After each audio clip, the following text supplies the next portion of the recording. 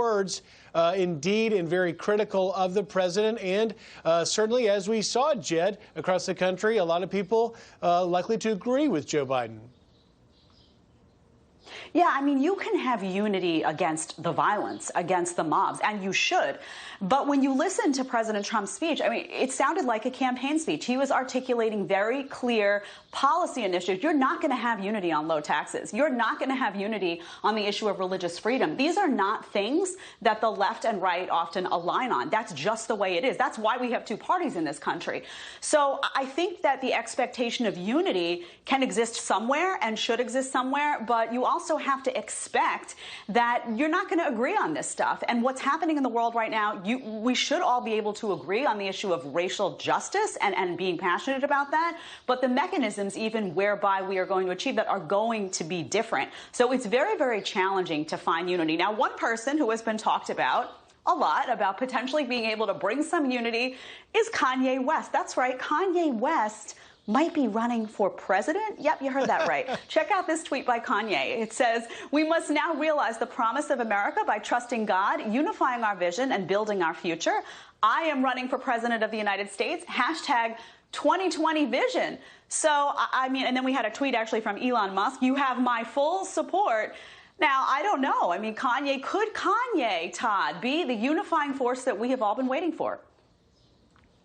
I mean, that is the question, Jed, that I woke up, of course, thinking this morning. But you know, a couple things, one serious, one a little bit less so.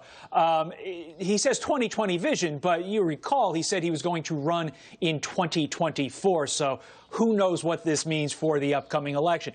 But I also think that the president, all joking aside, should really take a step back and say, look, I had Kanye on my side at some point. Yes, to the previous 243 years of our democracy, it wouldn't have been a big deal to get somebody like Kanye on board. But with everything that's going on in the world right now, it might behoove the president to say, look, can I have you be something in my administration, really to outreach on civil rights? I mean, look, the president could use that right now with everything that's going on. And I think Kanye, for all that he does with various communities throughout our country, could be a good jumping off point or a good continuation of what the president has done so far. And again, getting back to the brass tacks here, down to brass tacks, could push Yeezy 2020 to Yeezy 2024.